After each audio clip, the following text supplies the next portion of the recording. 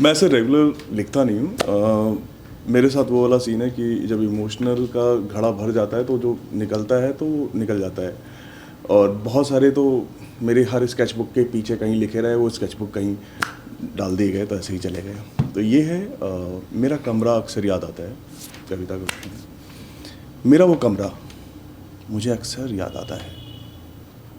जब भी मैं अपने कमरे की तरफ बढ़ता था, मेरा कमरे के दरवाजे बाहें फैला के मेरा इंतज़ार करते थे, मानो मेरे लिए तड़प रहे थे। कमरा खोलते ही मान उल्टे हाथ पे एक तस्वीर लगी थी जो मैंने ही बनाई थी। उसकी आंखें इस तरह देखती थी जैसे मेरे पूरे दिन का सारा चिट्ठा मुझसे मांगता। कमरे की सारी बातें मुझसे वो वहीं बता दिया करता था। मेरा वो कमरा अक्सर मुझे याद आता है। कमरे के अंदर मेरे सारे ख्यालात घूमते थे। वो कमरा कमरा नहीं था मेरा, वो मेरा ही एक अक्ष था। वो मेरा आईना मेरे सारे सवालों के जवाब रखता था। ना कभी 19 ना 20 मुझे कभी ऊपर या नीचे नहीं जाने देता था। कमबख्त भूल जाता था कि उसे खरीद के मैं लाया था। कमबख्त भूल जाता था वो ये कि उसे खरीद के मैं लाया था। इस तरह से नंगा करके खड़ा करता था मुझको। मेरी वो किताबें जो अलमारी से उतार के नीचे रखी गई थी कि पढ़ी जाएंगी कभी, पर वो इसी बात पे संतोष में थी कि बगल में रखी हूं मैं। वो इसी बात पे संतोष में थी कि बगल में रखी हूं मैं।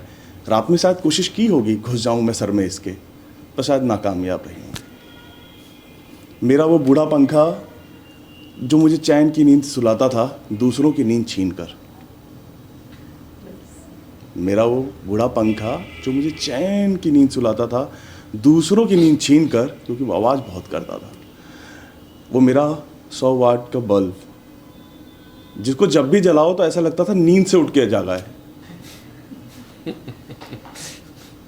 मेरा घड़ा जिसमें हमेशा एक गिलास पानी रहता था, हर रात मेरी प्यास बुझाता था।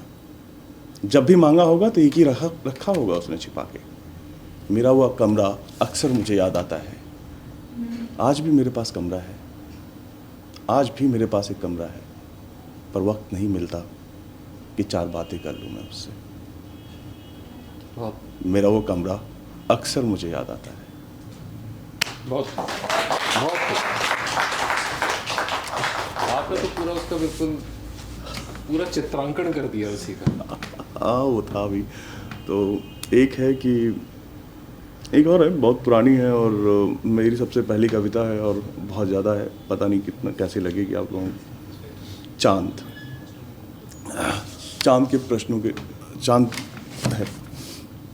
रोज रात चांद मेरे सपनों में आता है। रोज रात चांद मेरे सपनों में आता है, आके अपने प्रश्नों के वान चलाता है। रोज रात चांद मेरे सपनों में आता है, आके अपने प्रश्नों के वान चलाता है।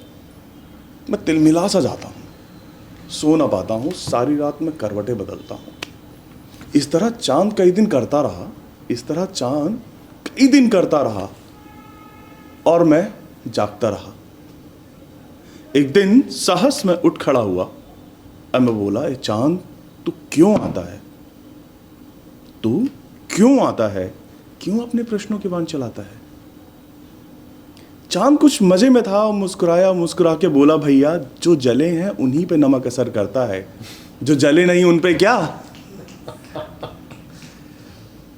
ये बात सुन के मैंने अपने दुखते दिल को समझाया और दिया, दुखते दिल को समझाया और बोला, ये बात तो सच है, जब तक जख्म है तब तक तो नमक करेगा ही असर। कुछ दिन बीती, कुछ रातें बीती, मेरा जख्म भी ठीक हो गया पर चांद का आना न रुका। मेरा जख्म भी ठीक हो गया पर चांद का आना न रुका। और एक दिन फिर साहस में उठ खड़ा हुआ, मैं बोला, अब तो जख्म भी नहीं, अब तू क्यों आता है? चांद उस दिन भी कुछ मजे में था, बोला, जो तन्हा हैं, अकेले हैं, उन्हीं को छेड़ने में मजा आता है, जो तन्हा नहीं उनको क्या।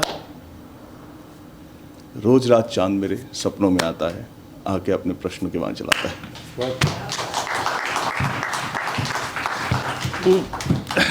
एक बहुत करीबी है, अभी मैंने कुछ दिन पहले बस ऐसे ही, मैंने लिखा नहीं था, बस एक और थॉट है कि जैसे बात कर रहे थे उन्हीं से उनको सुन रहा था तो याद आई कि एक दिन मैं घर से निकला ऑफिस की तरफ, रेड लाइट तक पहुंचते तक एक अचानक सी बिजली सी आई। जब तक उस बिजली से मेरी आंखें कुछ देख पाती, मैं घर के सामने था। कुतूहलवश मैंने उस दरवाजे को खटखटाया। दरवाज़ा खटखटाते हुए मैंने देखा मैंने ही दरवाज़ा खोला है। मैंने ही दरवाज़ा खोला है। बहुत सारे सवाल एक सेकंड में उमड़े मेरे अंदर। आंखें फटी की फटी थी। कुछ और पूछता, उसने इशारा एक और दरवाजे की तरफ कर दिया। उसने इशारा एक और दरवाजे की तरफ कर दिया। समझने में देर ना लगी, मैं तुरंत दौड़ा और उस दरवाजे को खोला तो भी एक दरवाजा वहाँ मैं ही अपने आप को पाया। इस तरह कई दरवाजे खोलते वक्त मैं भागता रहा और बेचैनी बढ़ती रही। इस कदर बेचैनी बढ़ती रही और इस बात की भी चिंता लगी रही कहीं देर ना हो जाए, ऑफिस भी जाना है। इस बेचैनी में और तेज मैं भागता रहा। अचानक एक दरवाजे के पास पहुंचा। उस बार मामला कुछ और था। मैं खुद से मुस्कुरा रहा था। जब मैंने दरवाज़ा खोला तो मैंने खुद को बैठा हुआ पाया। ये पहले बार के सभी कमरों से कुछ अलग पाया। पहली बार के कमरों से कुछ अलग पाया। यहाँ मैंने अपने आप को बैठा हुआ पाया। बड़े ही बेकदरी से बैठा था। बड़े ही मरियल हालत में थे। टी शर्ट फटी हुई थी, ओठ सूखे हुए थे। मुझे देख के थोड़ा राहत महसूस कर रहा था। पूछा तो बोला, बड़े दिनों बाद आए हो, बड़े दिनों से तुम्हारी राह देख रहा था। बस इसी बात के लिए जिंदा था कि तुम एक बार आ तो जाओ। तब तक एक आवाज़ सी आई, पॉं। झटके से देखा तो मैं रेड लाइट पे था, ऑफिस के सामने था। अपने आप से मुलाकात। अरे देखो सबसे बात हुई तो तुमसे भी ये जानने का मतलब, ये जिज्ञासा तो पैदा होती है क्योंकि जब तुम्हारी पेंटिंग्स देखी हैं, मैंने वहीं पे देखी थी, उसके बाद भी तुमने शेयर करी थी, तो क्या डिफरेंट फील करते हो जब एक वे ऑफ एक्सप्रेशन और दूसरे वे ऑफ एक्सप्रेशन में, मतलब उनकी एक दुनिया अलग है या मिलती है कहीं, या हाँ क्योंकि ये बड़ी सेल्फ एक्सप्लोरेटरी सी है और वो थोड़ी सी जो है वो आउटसाइड की है जो तुम्हारी आर्ट है। नहीं, वो दोनों ही मुझे लगता है कि वही है। क्योंकि जब मैं बहुत ज़्यादा इमोशनली महसूस करता हूँ भरा हुआ सा, और मैं तभी बना पाता हूँ जब मैं बहुत पूरा भर जाए मेरा घड़ा, तब मैं जाके बैठता हूँ और मेरे को घंटे भर में मेरी 2 घंटे भर में पेंटिंग्स बन जाती हैं।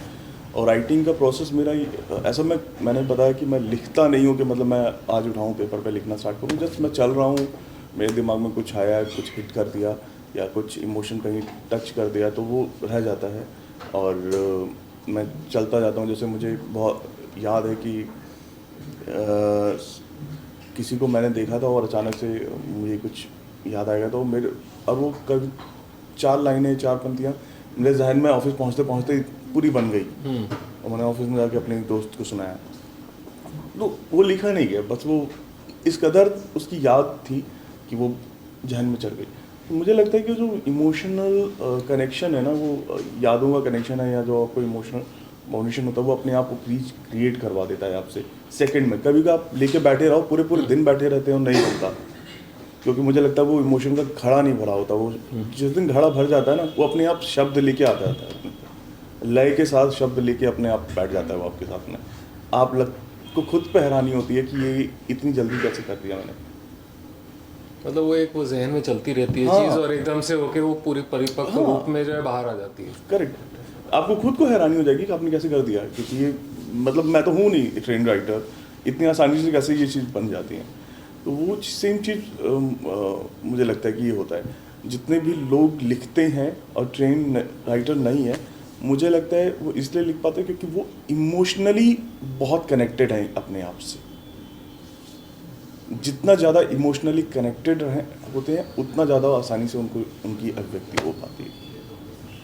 मुझे लगता है वो जो एक फीलिंग है ना कि अपने काम से को फिर से देखना और खुश होना कि मैंने क्या चीज़ कर दी, मुझे लगता है बहुत ज़रूरी है।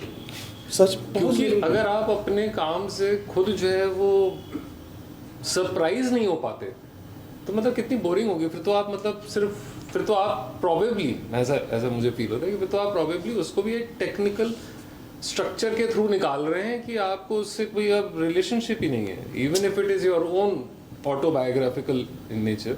अगर आप अपनी ज़िंदगी से अब जैसे सरप्राइज नहीं हो पाते, शॉक नहीं हो पाते, जो मैंने थोड़ा सा लिखा था, boring है। जो मैंने मेरा कमरा लिखा था वो मैंने अपने कॉलेज लाइफ में जब मैं रेंट पे रहता था मैंने उसको लिखा था। और उसके बाद मैं जॉब करने लगा तो मैंने पूरा मुझे बड़ा वो था कि मैं फ्लैट ऑन करूं, क्योंकि मैं वहाँ पे एक सेट रूप में रहता था। तो वो फ्लैट आने के बावजूद भी मुझे वो फील नहीं आता था, तसल्ली नहीं मिली, वो तसल्ली क्योंकि वो नहीं जो मिली थी मुझे, वहाँ पे नहीं हुई थी।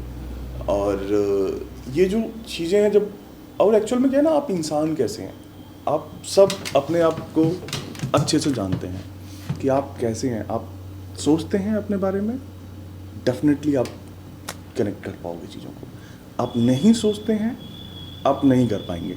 मैं बहुत से लोगों को जानता हूँ जो बहुत अच्छे हैं, बहुत अच्छी कमांड है राइटिंग पे, पर पता नहीं क्यों वो अपने आप से नहीं मिल पाते। जो आप ट्रेन राइटिंग की बात कर रहे थे ना, प्रॉब्लम क्या होती है, वो अपने आप से मिलना, वो इंसान का इंसान होना। शिक्षा अलग है, ट्रेनिंग अलग है, राइटिंग, कबीर ने भी, ये कबीर तो साफ बोलते थे मुझे एक अक्षर लिखना नहीं आता, तो वो भी राइटर थे। बिल्कुल जी, बिल्कुल थे। सब ना हो कबीर, कुछ कबीर जरूर हो। वही बात है, वो चीज़ आप अपने आप को कितना जानते हो, आप जागरूक कितना हो, आंखें कितनी खुली हैं। ये जितनी भी पोइट्री आप लोगों ने सुनाई है, इसका मतलब यही है कि आप जागरूक हैं, आप जिंदा हैं, आप मुर्दा नहीं हैं, आप विचार करते हैं चीज़ों पे। और जब तक आप विचार करते रहेंगे आप जिंदा रहेंगे। जिस दिन आप विचार करना बंद कर देंगे, आप जीती जाती लाश मेरी नज़र में जो चल रही हैं, बस जिनको खुद नहीं पता कि वो क्या करना चाहते हैं। चलिए, इस बहाने मुझे लगता है काफ़ी जिंदा दिल। Thank you so much. Thank you so much.